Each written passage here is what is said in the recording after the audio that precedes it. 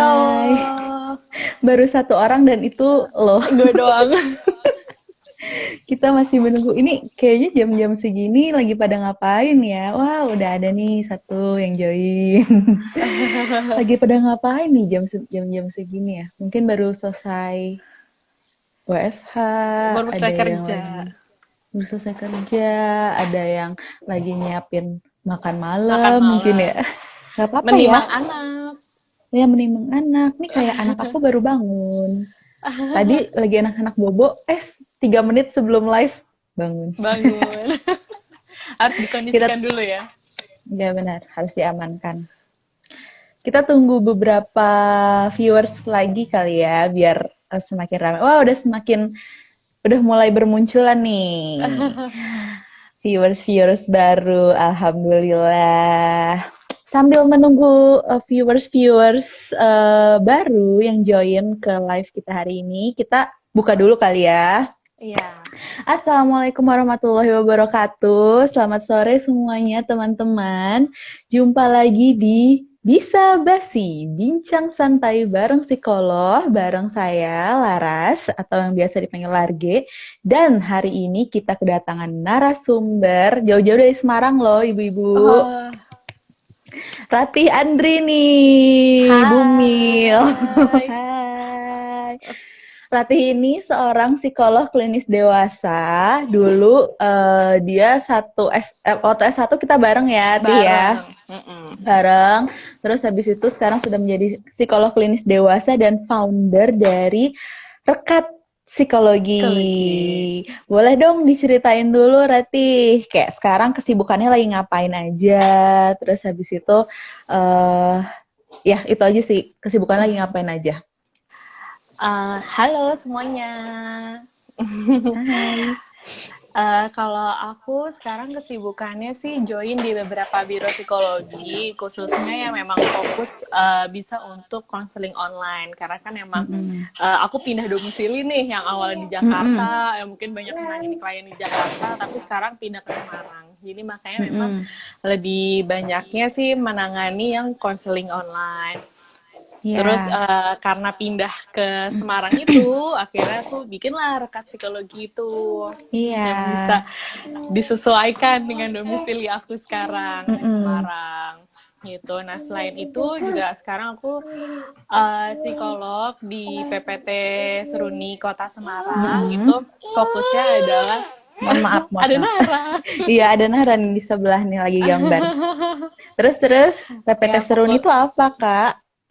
PPT Seruni itu perlindungan perempuan dan anak yang fokusnya pada Wow. kasus-kasus kekerasan Oke, jadi gitu, banyak menangani itu ya kasus-kasus kekerasan, terus rumah habis itu tangga. ya rumah tangga dan Mm. lain-lain kayak gitu. Wow, keren banget. Jadi bagi ibu-ibu yang mau curhat ya sama Boleh, boleh, boleh. Kak Ratih nih, boleh kali ya. Biasanya kalau konseling online langsung aja hubungi rekat psikologi ya, bisa juga ya. Bisa, bisa. Bisa, nanti ada Instagramnya. Oke, udah mulai Sekalian rame promosi. sekarang. Bener-bener bener. Nah, hari ini juga kita lagi masih topiknya seputar pernikahan dan hubungan, ya kan? Nah, Mm-mm. terutama di masa-masa pandemi seperti sekarang ini, saat semuanya diam di rumah, terus habis itu suami sama istri jadi lebih sering ketemu, tapi kok ternyata makin banyak konflik yang muncul ya. Nah, walaupun aku sempat buka polling kan di IG story Mm-mm. aku. Sebenarnya masih banyak juga yang hubungannya baik-baik aja gitu selama pandemi ini, malah semakin erat gitu. Nah, tapi nggak sedikit juga yang mengalami masalah-masalah yang baru muncul ketika pas lagi di rumah ini nih gitu.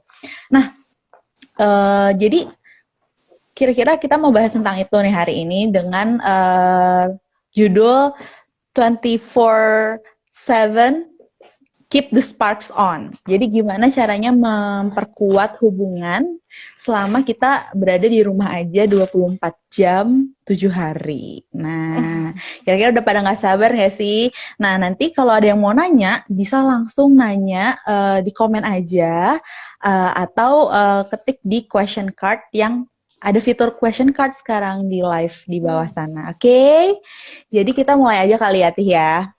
Yuk. Sekarang kan, jadi tadi ya seperti yang aku bilang, kondisinya tuh suami istri banyak, walaupun nggak semuanya yang work from home, tapi banyak yang jadi lebih sering ketemu nih sekarang. Nah, kira-kira di kondisi seperti sekarang ini tuh, hal-hal apa aja sih yang kemungkinan muncul jadi masalah, tapi hal-hal apa juga yang sebenarnya bisa disyukuri gitu sama pasangan. Ya, paling pertama, menurut aku ya, sekarang ini kondisinya tuh bisa dibilang emang menantang dan bisa membuat stressful untuk beberapa orang. Tapi putus-putus. Gitu. Halo, nyambung? Nyambung-nyambung. Boleh diulangi nggak? Sorry, putus.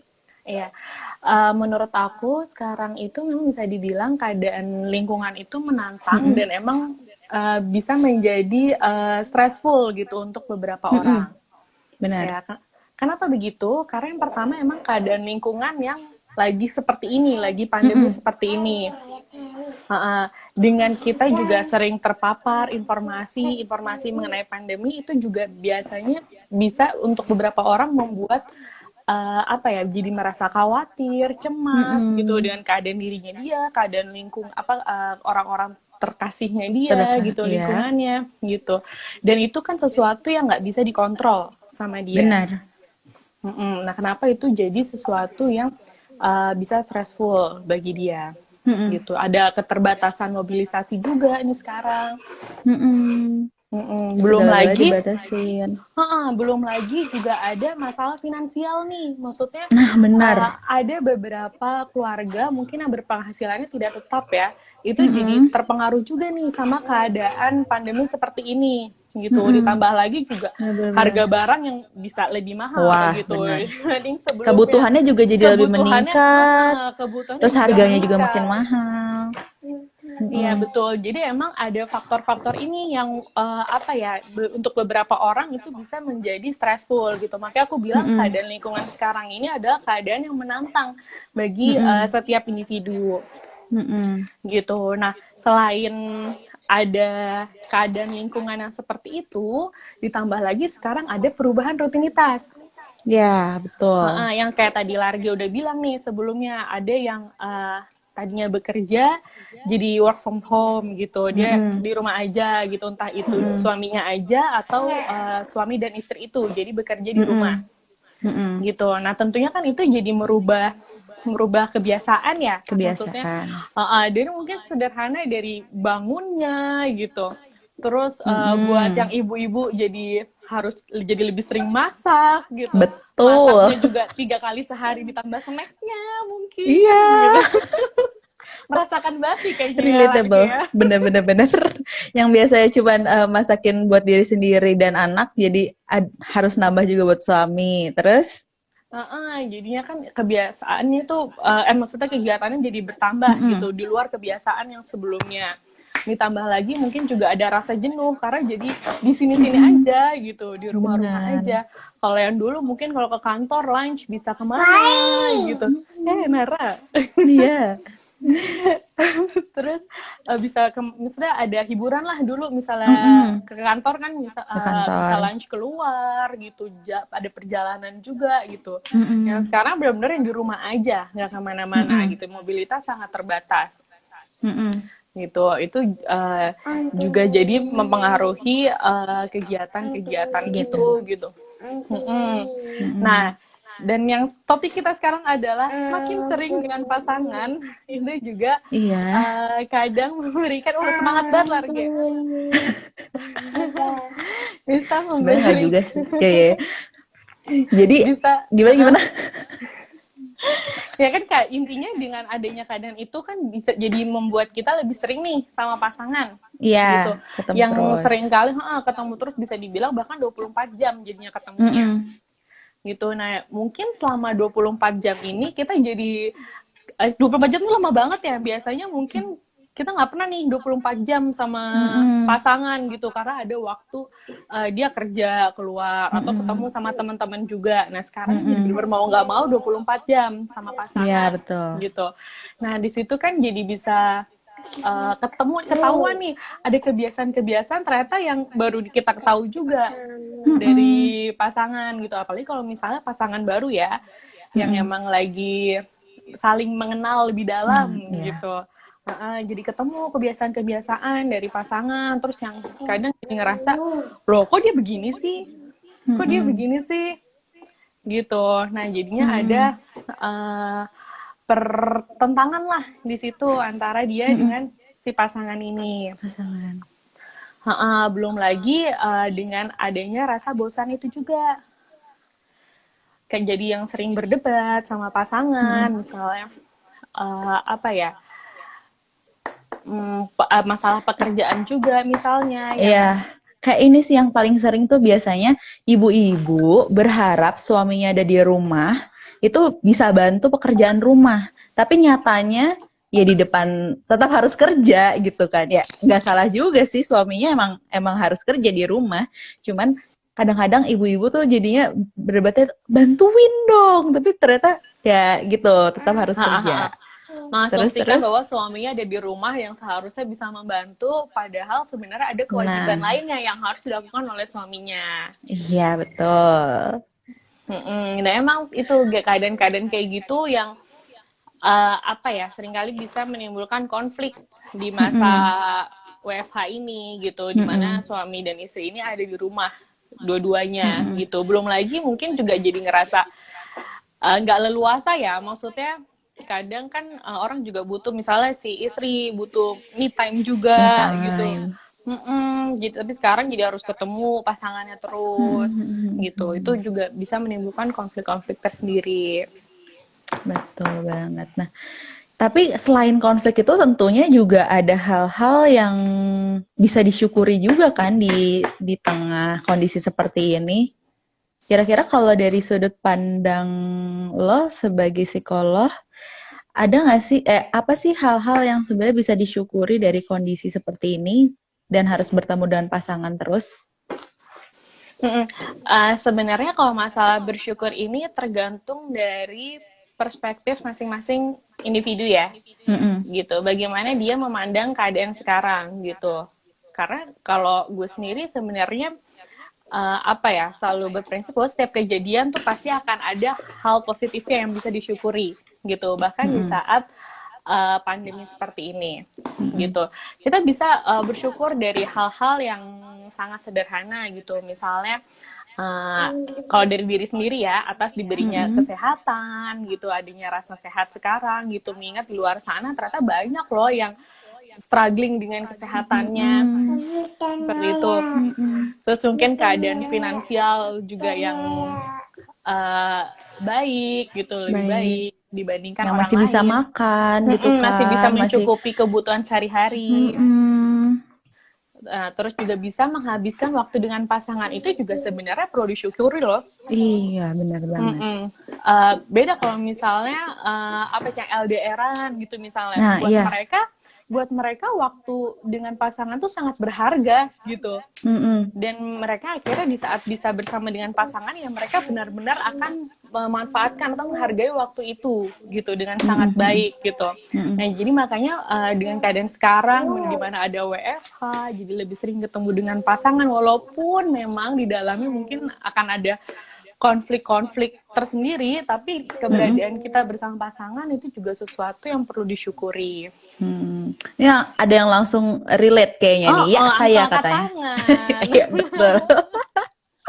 Gimana kalau mau curhat boleh loh dilanjutin. Di sesi yang berbeda kali ya. Iya, boleh.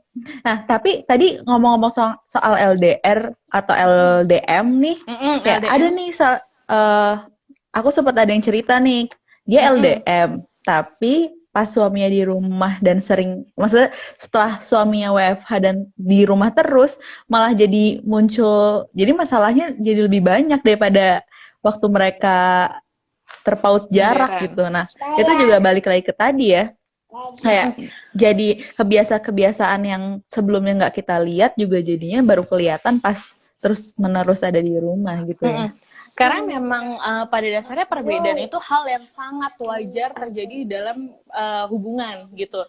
Ya iya dong, pasti berbeda. Orang kita dibesarkan dengan orang yang berbeda, dibesarkan juga dengan cara yang berbeda, lingkungan yang berbeda. Wajar kalau misalnya kita dan pasangan pasti memiliki hal-hal yang berbeda gitu. Dan konflik di dalam hubungan rumah tangga pun itu juga hal yang sangat-sangat wajar gitu. Kayaknya nggak ada juga deh di dunia ini gitu yang rumah tangganya nggak pernah berkonflik sama sekali. Gitu. Pasti akan ada aja masalah di dalam hubungan perkawinan itu. Nah, tinggal bagaimana pasangan ini ada keinginan untuk menyelesaikan konflik yang ada itu.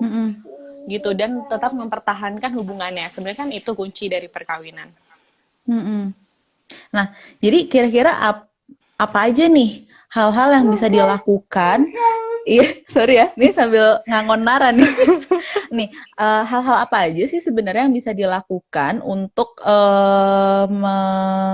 tadi menangani konflik yang udah terjadi gitu, yang muncul di dalam pernikahan. Jadi kira-kira apa sih yang bisa dilakukan oleh pasangan masing-masing untuk biar konflik itu selesai atau justru meminimalisir konflik itu gitu. Yang pertama, kunci utamanya banget adalah komunikasi. Itu pertama banget. Kenapa? Karena pasangan kita itu bukan cenayang yang bisa baca pikiran kita. Gitu. Jadi ya kalau misalnya kita mau apa, kita punya pikiran atau pendapat apa, itu sesuatu yang perlu dikomunikasikan dengan pasangan. Komunikasi itu nomor satu banget loh ya. Pokoknya kayak dari semua masalah kayak komunikasi itu poin pertama. Terus itu komunikasi. Terus juga adanya keinginan untuk menyelesaikan permasalahan yang ada.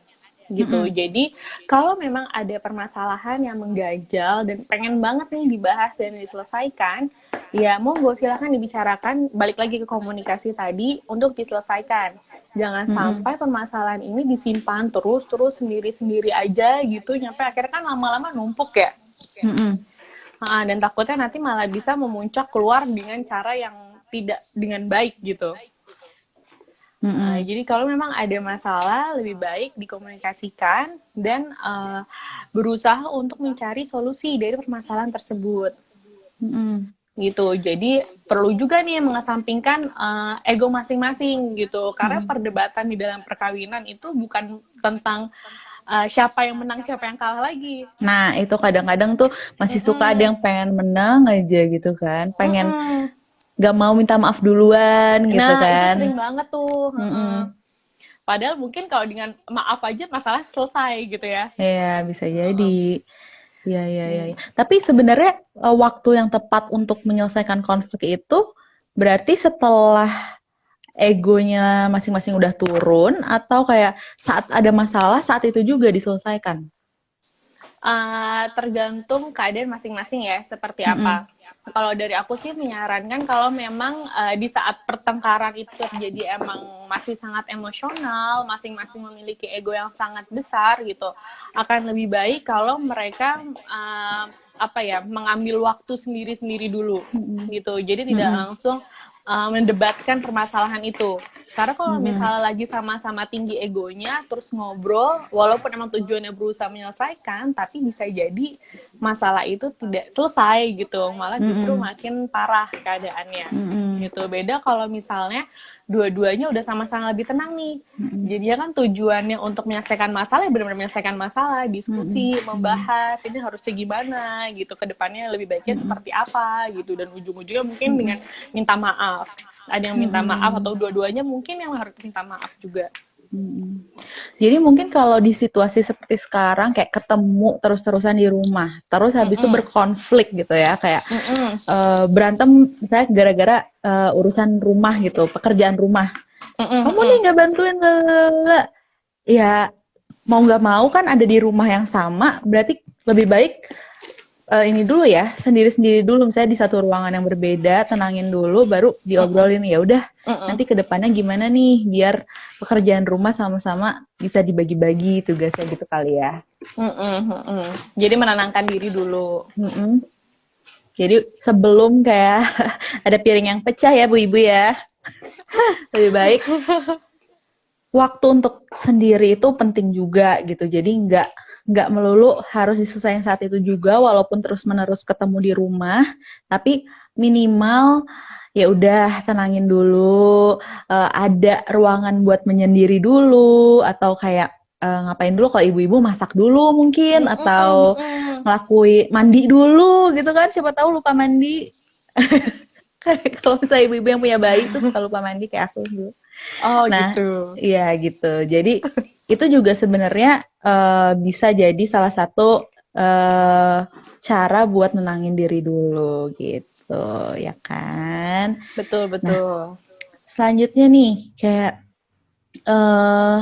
kan tadi ini apa namanya, cara untuk menyelesaikan konflik. Nah, biar konflik itu diminimalisir, kira-kira ada nggak tipsnya nih dari Ratih? Konflik yang apa nih yang berkaitan dengan si Iya, work kayak from home sekarang ini? ini kayak kita ketemu terus di rumah, kira-kira ada nggak sih cara-cara yang bisa dilakuin untuk kayak bisa fun terus, bisa meningkatkan bumbu-bumbu cinta itu yang muncul. Jadi konfliknya juga nggak terlalu gede gitu yang keluar. Sebenarnya kan kayak yang tadi di awal aku bilang, keadaan sekarang ini sangat wajar gitu untuk orang merasa khawatir, cemas gitu, dan banyak mungkin emosi-emosi negatif lainnya gitu. Nah, kita perlu juga untuk bisa berempati dengan emosi yang dirasakan oleh pasangan. Nah, Gitu, yang mungkin itu jadi teman ceritanya dia gitu, tempat untuk ngasih solusi juga, jadi dia harus ngapain gitu, jadi tempat untuk berbagi lah intinya, dan menunjukkan empati kita ke pasangan. Dengan ditunjukin empati dari pasangan, kita pun nanti bisa jadi lebih merasa tenang pastinya gitu. Ternyata dia bisa ngerti aku loh gitu, dia bisa memahami keadaan aku loh, kayak gitu. Itu yang pertama. Terus yang kedua, bisa juga dengan melakukan ini perlu kreativitas sih untuk melakukan aktivitas-aktivitas yang menyenangkan di rumah gitu. Nah, contohnya bisa gimana jadi tuh? bisa jadi kayak misalnya memasak, nyoba resep baru. Kayaknya belakangan ini aku jadi sering dengar lagunya Bu Siska itu tuh, gara-gara kayak banyak orang yang lebih sering masak ya justru di rumah. jadi karena orang-orang kayak lebih sering masak di rumah gitu. Nah, itu juga bisa jadi ajang tuh untuk seru-seruan di rumah sama pasangan gitu. Jadi mungkin masaknya nggak sendiri tapi berdua gitu. Nah, mungkin dengan masak bareng juga kita jadi bisa tahu nih selera pasangan tuh kayak gimana sih sebenarnya gitu. Apalagi untuk pasangan baru lagi ya. Kayak aku nih misalnya jadi cerita dikit. Iya, boleh dong. Misalnya kayak aku kemarin nih aku baru bikin donat gitu ya bareng suami aku gitu. Bikin pizza tuh Kak. Iya dong, jadi ngiler. Nah, di situ aku jadi tahu, oh ternyata donat yang suami aku suka itu bukan donat yang bolong tengahnya gitu. Oh. Tapi donat yang bener biasa. Ada isinya. Di dalamnya ada isinya gitu. Tuh komen dia. Tuh, gedut. Terus suaminya by the way. Terus gitu. Terus dan ternyata itu beda gitu sama aku, sedangkan kalau aku di rumah biasanya ibu aku gitu bikinnya donat ya yang bolong tengahnya gitu. Nanti atasnya baru dia terserah mau dikasih topping apa gitu. Jadi kan jadi kita menemukan juga nih ada selera apa, ada perbedaan apa sih selera antara kita sama si suami ini. Gitu. Itu tadi dari kegiatan-kegiatan yang baru, bisa masak bareng atau mungkin ngedekor rumah atau kayak mungkin yang suka main gitu. Musik, yang suka main musik juga bisa nyanyi bareng, ngejam di rumah kayak aku. Banyak sebenarnya aktivitas yang bisa dilakukan gitu yang mungkin sebelumnya nggak bisa. Halo Nara. Mungkin sebelumnya nggak bisa dilakuin karena adanya keterbatasan waktu ya, misalnya harus kerja. Tapi kan sekarang waktunya bisa dibilang lebih banyak nih dibandingkan sebelumnya. Nah, mungkin aktivitas-aktivitas itu bisa dilakuin sekarang. Betul. Jadi sebenarnya walaupun kesannya tuh kita terus-menerus ketemu sama pasangan, tapi yang tadi poin pertama, jangan lupa buat nanyain kondisi dia hari ini gitu kan. Tadi empati, nunjukin empati walaupun sebenarnya sama-sama ada di rumah, cuma siapa tahu ada hal yang terjadi. Iya, dipaku sayang. Ada hal yang terjadi yang kita nggak tahu gitu kan, Tis. Terus tadi yang kedua juga melakukan hal-hal baru bareng sama pasangan. Gitu. Aduh. Oke. Terus ada lagi nggak? Ada lagi. Terus juga perlu juga nih kadang-kadang memberikan kejutan ke pasangan. Ya. Nah, kejutan di sini tuh nggak harus sesuatu yang mewah atau ribet gitu ya. Gitu. Intinya kejutan itu adalah sesuatu yang menyenangkan dan di luar dari rutinitas. Gitu. Jadi bisa hal sesederhana misalnya masakin makanan kesukaan pasangan gitu. Atau mungkin yang bapak-bapak tiba-tiba bisa bangun-bangun udah ngerapin kasur. Wow, gitu. Idaman banget ya sih? Kan? Iya dong. Gitu. Jadi juga bisa ngasih kejutan-kejutan kecil gitu untuk pasangan yang akhirnya nanti bisa menimbulkan sparkle di dalam. Iya. Oke.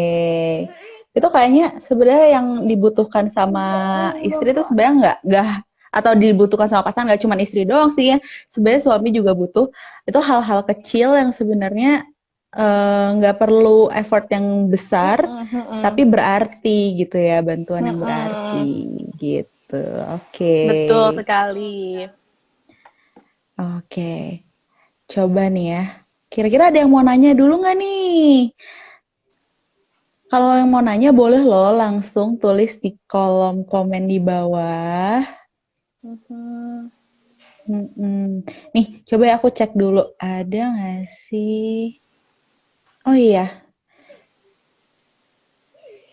Kira-kira kalau misalnya dari lo ada nggak sih do's and don'ts yang bisa dilakukan oleh pasangan di rumah? Kayak kira-kira apa don'ts-nya dan do's-nya nih yang harus dilakukan dan tidak boleh dilakukan untuk menjaga keharmonisan? Yang pertama mungkin don'ts-nya dulu kali ya. Boleh.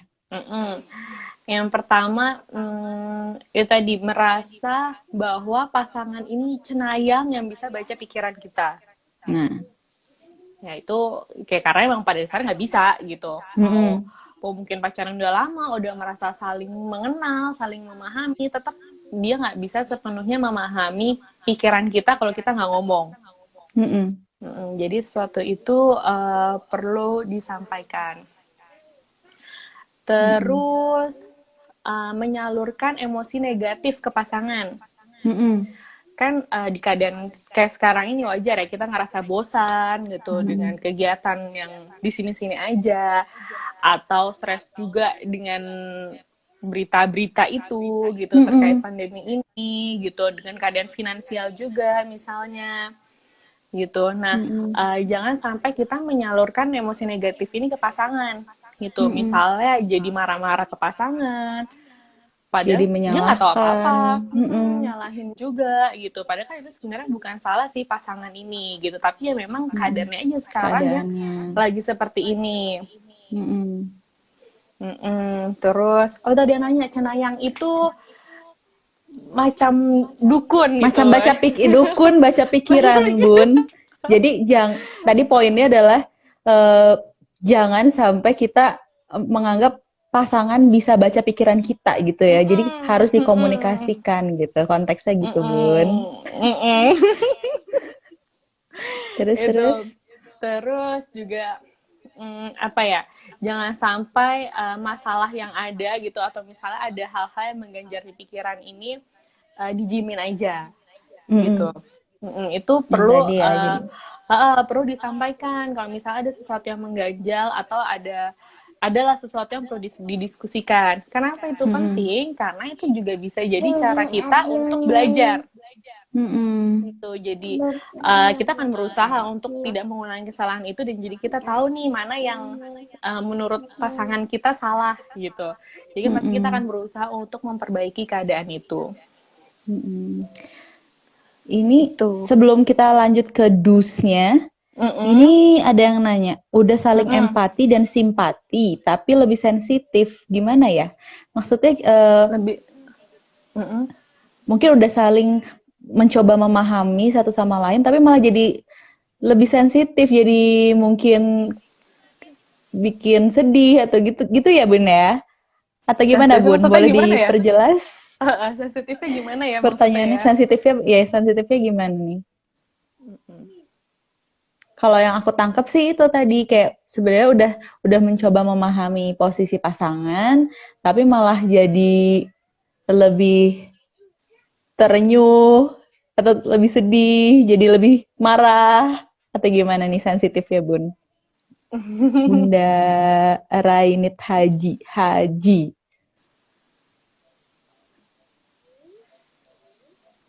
Sambil nunggu jawabannya. Oh iya, iya Iya. katanya. Mm-mm. Kayak gitu. Mm-mm. Mungkin kan udah berempati nih pasangan, maksudnya berarti kan Mm-mm. sebelumnya si pasangannya udah cerita lah apa yang dia Mm. rasain gitu, pikiran-pikirannya dia. Nah, pasangan satunya lagi bisa berempati sama dia, Mm-mm. tapi terus berujung dengan Mungkin sensitif. kepikiran gitu ya, jadi sedih dengan keadaannya. Terus gimana tuh? Nah, sebenarnya kalau yang baik kan ini ya, kita bisa saling mendiskusikan. Maksudnya Mm-mm. terkait perasaan itu, rasanya eh ada perasaan apa sih? Misalnya khawatir apa gitu, cemas Mm-mm. karena apa gitu.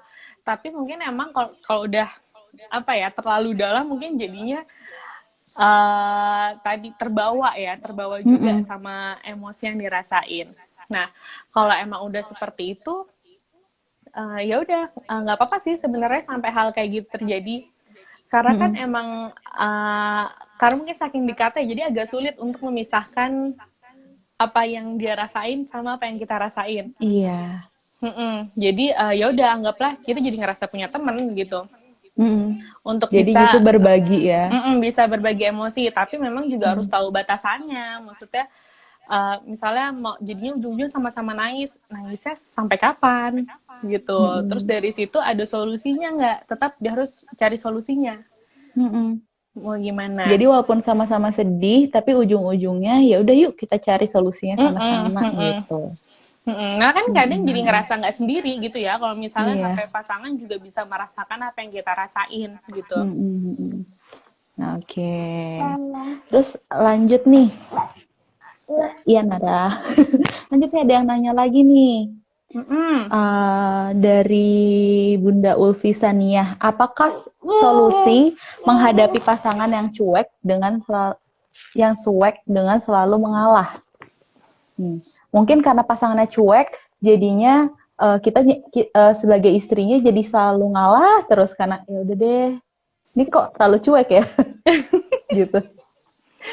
Ya mungkin tergantung ya cueknya kayak gimana. Maksudnya Iya. kalau aku sih mempersepsikan cuek tuh berarti sebenarnya kita berharap sesuatu tapi si pasangan diem aja gitu kan. Mm-mm. Itu cuek gak sih? Cuek kan? Iya. Nah, balik lagi, kita udah mengkomunikasikan belum apa yang kita pengen, apa yang kita harapin. Karena balik Mm-mm. lagi, poin pertama adalah komunikasi, poin yang paling Mm-mm. utama, gitu. Karena kalau misalnya kita belum mengkomunikasikan, ya dia juga nggak akan paham dong dia harus ngapain, Mm-mm. gitu. Makanya jadi kita menangkapnya, oh kok dia cuek sih, gitu. Padahal Mm-mm. kita belum bilang kita maunya apa, Iya. Kayak gitu. misalnya sebenarnya minta bantuan cuci piring dong, tapi Mm-mm. ya udah deh aku yang cuci piring, tapi nyucinya tuh sambil prang prang prang prang gitu kan. Aku pernah kayak gitu. Terus kayak ngapain sih? Ngapain sih? Padahal dia Kenceng-kenceng nggak banget nyucinya. paham, gitu Padahal kan. sebenarnya aku butuh bantuan nih cuci dong piringnya gitu kan. Padahal aku nggak bilang. Jadi harusnya aku bilang aja, bantu dong Mm-mm. cuciin piring gitu Iya kan. betul. Nah coba misalnya nih kayak tadi kejadiannya Large nggak bilang kalau Large butuh bantuan pasangan untuk nyuci piring gitu, terus akhirnya nyuci Iya. piringnya prang prang prang gitu kan. Nah jadi suaminya Large bingung nggak ngeliat itu gitu, Iya. kayak hah Heeh. kenapa dia kok jadi Betul. banting-banting gitu, jadi Mm-mm. kasar banget cuci piringnya gitu. Karena dia juga nggak tahu kalau ternyata itu adalah kebutuhan Large untuk dibantu Nah, iya. Jadi bukannya Gitu. sebenarnya suami yang cuek itu cuman butuh kita mengkomunikasikannya dengan lebih jelas. Mm-mm. Kadang-kadang Mm-mm. mereka nggak cukup dengan kode, karena saking cueknya itu, mereka butuh kata-kata yang ini loh, yang perlu dibantu tuh ini, Mm-mm. Dan gitu. jangan lupa ada kata tolong, maaf, dan terima kasih. Nah, itu kata kuncinya ya, menjaga keharmonisan. 3 kata Mm-mm. ajaib. Dan jangan lupa juga sebenarnya tadi kalau misalnya terkait sama eh apa namanya pembagian waktu juga karena suami tuh punya kewajiban di rumah untuk bekerja, kita juga bisa komunikasikan juga kali ya kayak nih jam segini kamu bisa bantu ini loh, jam segini tuh aku lagi misalnya nidurin anak, jadi kamu Mm-mm. ketika lagi santai tolong dong ini gitu kan, gitu Bisa ya. banget itu, Ge. Terus ada yang mau nanya lagi nggak? Kira-kira nih kita udah mau hampir 45 Oh menit. iya, hati-hati mati. Iya, enggak. 1 jam kok matinya. Tapi ada pertanyaan tuh, Ge. Iya, apa tuh? Boleh tips kah gimana ya caranya mengomunikasikan sesuatu yang mengganjal itu dengan enak? Mulainya bingung gitu ngomongnya. Gimana biar momennya tetap enak. Takut malah jadi makin gak enak hati. Mm-mm. Nara mau jawab tuh kayaknya. Iya, Nara mau jawab. Gimana tuh, Ti? Mm-mm. Sesuatu yang mengganjal, tapi nggak Mm-mm. enakan nih buat ngomunikasiinnya. Mm-mm. Pastinya Hidung. emang bener sih harus mencari momen yang tepat. Mm-mm. Uh-uh. Yang misalnya dia nggak ngerasa capek gitu, lagi nggak emosional gitu. Jadi emang lagi keadaannya lagi santai dan emang lagi Mm-mm. bisa buat ngobrol ngobrol enak gitu sama pasangan gitu, nggak keburu-buru juga waktunya. Misalnya ada waktu yang luas, waktu yang luang juga Mm-mm. gitu. Nah itu bisa dicari waktu-waktu yang seperti itu untuk Mm-mm. menyampaikan apa yang kamu rasakan dan kamu pikirkan Mm-mm. gitu. Jadi emang kita harus pinter-pinter juga gitu, pilih waktunya, ngelihat keadaan pasangan seperti apa gitu. Jangan sampai kita malah ngomongnya pas emang suaminya, misalnya kalau aku suamiku lagi baru pulang kerja, capek, ada masalah juga di kantor, terus aku tanya sesuatu yang mungkin bisa bikin dia marah, wah udah perang Ya dunia benar. ketiga gitu kan. Mungkin bisa dibikinin kopi dulu, dimasakin Masak dulu. dulu.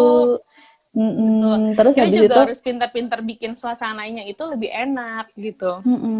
dan jangan lupa misalnya pertama kita mengapresiasi dulu apa yang sudah hal-hal positif yang suami lakukan, baru mungkin Mm-mm. kalau misalnya ada hal negatif yang pengen kita komunikasikan nih, jadinya setelah kita mengapresiasi baru kita kasih tahu, tapi aku merasakannya seperti ini loh, Iya, gitu. betul. Itu bisa dilakuin Mm-mm, juga. gitu. Nah, tapi kalau misalnya kitanya yang nggak enakan, jadi Mm-mm. kadang-kadang tuh akunya nggak enakan momennya tuh ada sebenarnya, tapi Mm-mm. Mm-mm. kok nggak keluar-keluar gitu dari mulut. Nah, itu gimana tuh kira-kira? Ada nggak tipsnya? Apa yang bikin gak keluar? Dia tuh Kira-kira. rasa kayak, aduh kalau gue ngomong kayak gini nanti keadaannya mungkin jadi lebih lebih buruk kali ya daripada ini. Kalau misalnya aku mengungkapkan ini, mungkin keadaannya jadi malah jadi berantem yang tadinya nggak berantem. Nah, kalau kayak gitu gimana tuh, Tih? Tapi memang kalau dipikirin juga, tapi emang kalau misalnya nggak ngomong, keadaan akan jadi lebih baik juga. Nah, iya bener. Nah, Harus ingat itu ya. Jadi seberapa dan besar dulu nih masalahnya kira-kira gitu kan? jadi apa ya? Kita juga perlu tahu ya seberapa penting sih emangnya untuk membahas itu. Mm-mm. Penting atau enggak. Terus Mm-mm. uh, dan rasanya kalau kita terus berasumsi tentang hal-hal yang yang belum terjadi gitu, Mm-mm. itu kayaknya akan panjang dan justru akan melelahkan sih buat kita Mm-mm. gitu, karena kita jadi kayak berasumsi-asumsi terus gitu. Kalau dia marah gimana, nanti kalau misalnya keadaannya jadi lebih buruk gimana, gitu.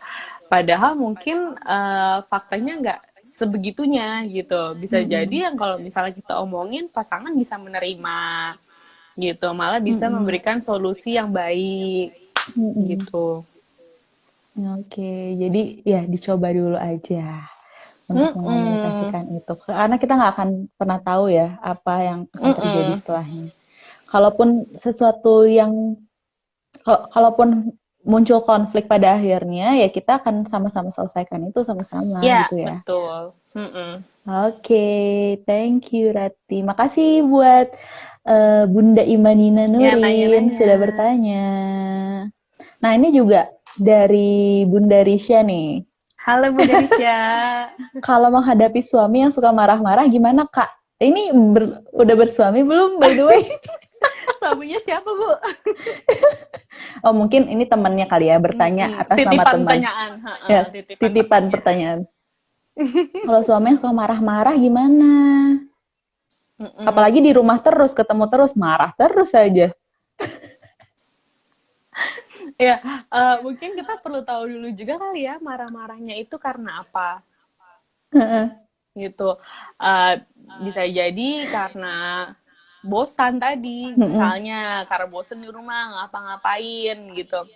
Bosan di rumah atau lagi ada yang dipikirin gitu, misalnya tadi masalah finansial di keadaan seperti ini gitu, atau ada hal-hal yang tidak sesuai dengan keinginan dia gitu kan, ada banyak ya penyebab seseorang bisa marah gitu. Nah, kita perlu cari tahu dulu ini dia marahnya karena apa.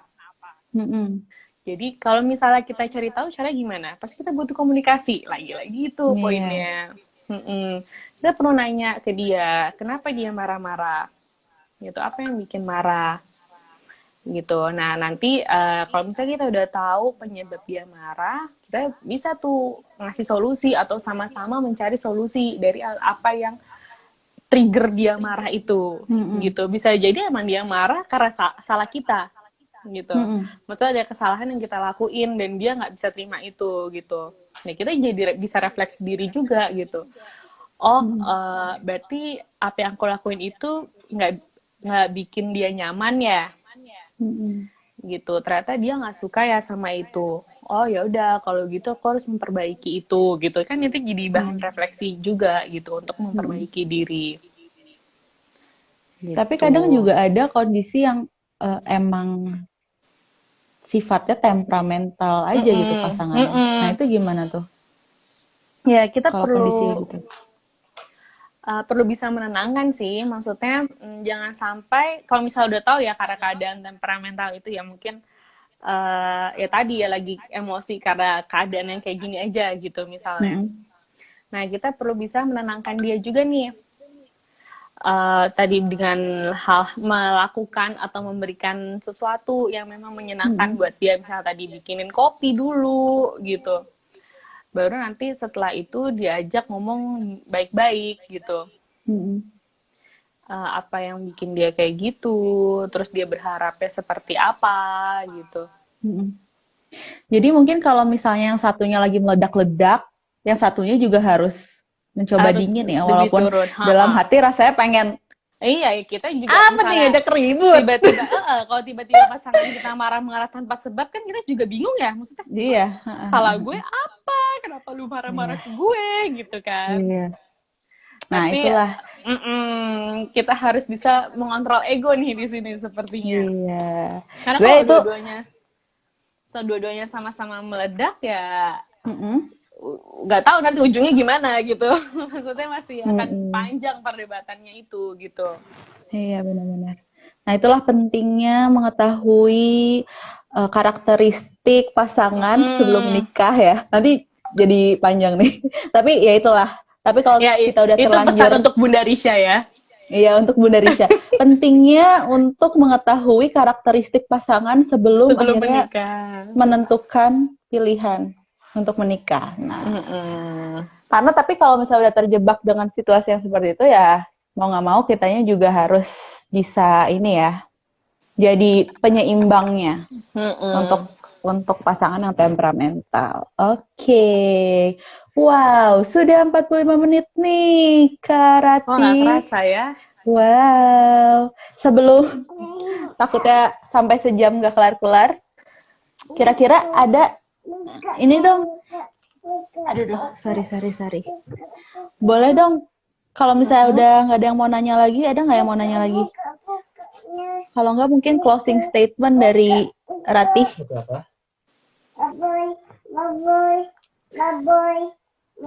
Sorry ya. Jadi fokus ke Nara.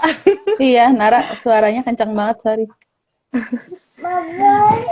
Ada apa, Nara? Oh, bubble Kak. Beh. Iya, kalau misalnya nggak ada yang mau nanya lagi, bisa mungkin closing statement dengan tadi dusnya udah belum sih, tips-tips untuk oh iya itu dia, tips untuk memperkuat hubungan di masa-masa pandemi. Iya, kita ke dusa dulu ya, singkat aja deh. Oke. Sebenarnya nggak jauh berbeda sama yang tadi udah dibahas ya. Yang pertama pasti ada komunikasi di situ. Komunikasi, berempati dengan apa yang dirasakan oleh pasangan. Terus juga perlu toleransi nih di sini. Misalnya di sini toleransi juga dengan kesibukan pasangan, maksudnya terkait dengan kerjaannya gitu kan, walaupun di rumah, tapi dia tetap ada kewajiban loh yang harus diselesaikan. Gitu, jadi bisa bertoleransi dengan keadaan pasangan gitu. Terus juga perlu tetap terkoneksi dengan keluarga dan teman, karena kan pasti yang dulu bisa sering ketemu teman-teman gitu di kantor atau weekendan pergi sama teman-teman juga gitu kan, sekarang keadaan kita kan membatasi untuk itu. Nah, tapi kita juga nggak boleh memutus itu gitu, makanya perlu juga tetap terkoneksi dengan teman atau keluarga dengan media-media online gitu. Kita bisa video call, telepon gitu. Banyak hal yang bisa dilakukan untuk itu. Terus yang pastinya kalau memang keadaan lingkungan yang seperti ini udah sangat mengganggu kamu gitu, dengan ada rasanya khawatir atau cemas yang berlebihan dan sudah tidak bisa kamu tangani, atau udah walaupun udah cerita juga ke pasangan tapi ternyata itu tidak membantu gitu, kamu masih tetap sangat merasa khawatir dan cemas, ya get help gitu. Dan kita bantuan profesional. Sekarang juga udah banyak kok, emang kita nggak bisa belum bisa tatap muka ya untuk misalnya konseling gitu dengan psikolog, memang sekarang sangat dibatasi, tidak bisa konseling tatap muka, tapi juga sekarang udah banyak konseling online gitu yang bisa dilakukan via chat, telepon, atau video call. Itu udah sangat banyak opsinya dari berbagai biro psikologi. Jadi kalau misalnya kamu merasa kamu butuh itu gitu, silahkan dicari. Salah satunya gitu. Rekat psikologi. Salah satunya. Iklan, tetap. Oke.